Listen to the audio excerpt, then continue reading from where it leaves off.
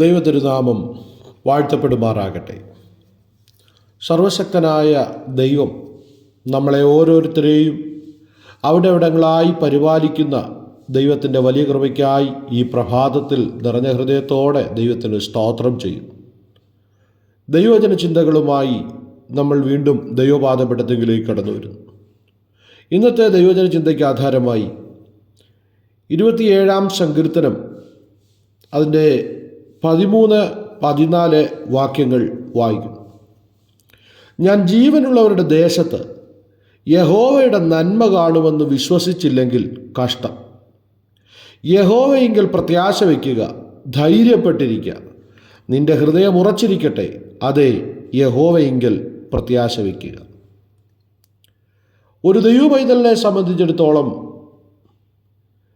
അവൻ്റെ പ്രാർത്ഥനകൾ അനവധി വിഷയങ്ങൾക്ക് വേണ്ടിയാണ്. ഈ പ്രാർത്ഥനകൾക്കുള്ള മറുപടി ചിലത് ഉടനെ ലഭിക്കുന്നു, ചിലത് കുറേ നാളുകൾ കഴിഞ്ഞ് ലഭിക്കുന്നു, ചിലപ്പോൾ ചിലത് ലഭിച്ചില്ല എന്ന് വരാം.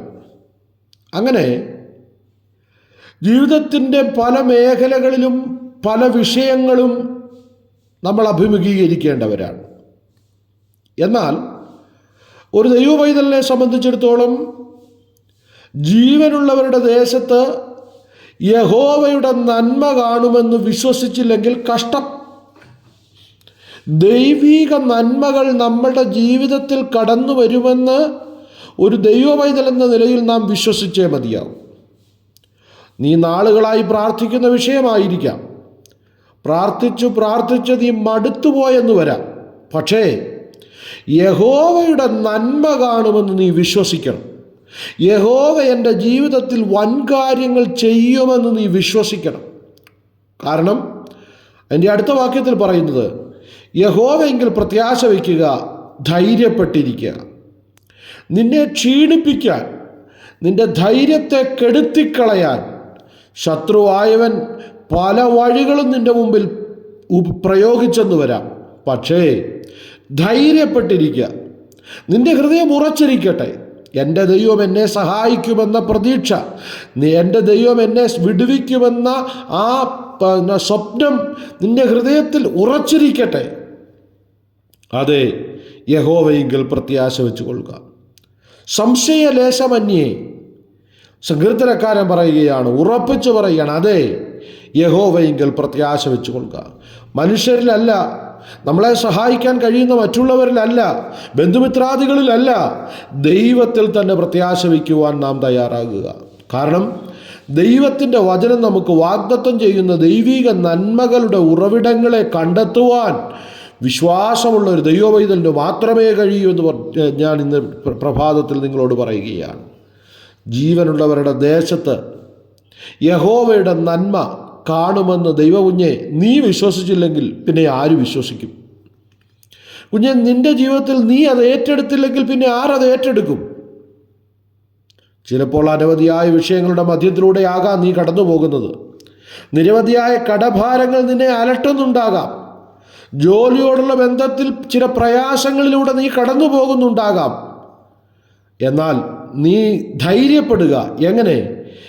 ഈ ജീവനുള്ളവരുടെ ദേശത്ത് ദൈവം എന്നെ അനുഗ്രഹിക്കും, ദൈവിക നന്മ ഞാൻ കാണും, ദൈവിക വിടുതൽ എൻ്റെ ജീവിതത്തിൽ ഞാൻ അനുഭവിക്കും എന്ന് നീ ഹൃദയത്തിൽ ഉറച്ചു വിശ്വസിക്കുക.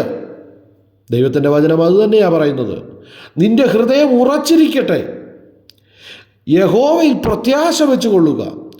നിന്റെ പ്രതികൂലങ്ങളെയും നിന്റെ ഇല്ലായ്മകളെയും നിന്റെ പ്രതിസന്ധികളെയും ഒക്കെ മാറ്റി ഒരു നല്ല ജീവിതം നിനക്ക് ലഭിക്കുമെന്ന് നിന്റെ ഹൃദയത്തിൽ നീ വിശ്വസിക്ക്. നിന്റെ ഹൃദയത്തിൽ അത് ഉറച്ചിരിക്കട്ടെ. എന്നാൽ അതങ്ങനെ തന്നെ സംഭവിക്കുവാൻ ഇടയായിത്തീരും. ആയതിനാൽ സങ്കീർത്തനക്കാരനോട് ചേർന്ന് നിന്നുകൊണ്ട് ഇന്ന് നീ കടന്നു പോകുന്ന മിസ്രൈമിൻ്റെ അനുഭവങ്ങളെ തള്ളിക്കളയുവാൻ, പുറകിലാക്കി ഓടുവാൻ സർവശക്തനായ ദൈവം നമ്മളെ സഹായിക്കട്ടെ. അതുകൊണ്ട് യഹോവയുടെ നന്മ ഞാനും എൻ്റെ കുടുംബവും അനുഭവിക്കും. യഹോവ നൽകുന്ന നന്മ എൻ്റെ കുഞ്ഞുങ്ങളുടെ ജീവിതത്തിൽ അനുഗ്രഹമാകും. യഹോവയുടെ നന്മ എൻ്റെ ലൈഫ് പാർട്ട്ണറുടെ ജീവിതത്തിൽ അനുഗ്രഹമാവും. യഹോവയുടെ നന്മ ഞങ്ങളുടെ കുടുംബത്തിൻ്റെ ഉയർച്ചയ്ക്ക് കാരണമായി തീരുമെന്ന് നീ ഹൃദയത്തിൽ ഉറച്ചു വിശ്വസിക്ക്. ദൈവത്തിൽ പ്രത്യാശ വയ്ക്കുക, ധൈര്യപ്പെട്ടിരിക്കുക.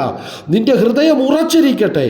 എത്ര വലിയ കൊടുങ്കാറ്റിനെയും തരണം ചെയ്യാനുള്ള ദൈവകൃപ നീ ഉയരത്തിൽ നിന്ന് പ്രാപിച്ച് നിന്റെ ഹൃദയം ഉറച്ചിരിക്കട്ടെ എന്നാണ് സങ്കീർത്തനക്കാരൻ പറയുന്നത്. ആയതിനാൽ എന്തിനേയും തരണം ചെയ്യാൻ നിന്റെ ഹൃദയം ഉറച്ചിരിക്കട്ടെ എന്ന് സങ്കീർത്തനക്കാരനോട് ചേർന്ന് ഞാൻ ഇന്ന് പകൽക്കാലം ആവർത്തിച്ചു പറയുമ്പോൾ, ജീവിതത്തിലെ പ്രതികൂലങ്ങളുടെയും പ്രതിസന്ധികളുടെയും മുൻപിൽ പകച്ചു നിൽക്കുന്ന ദൈവകുഞ്ഞേ, നീ യഹോവയിൽ പ്രത്യാശ വയ്ക്കുക.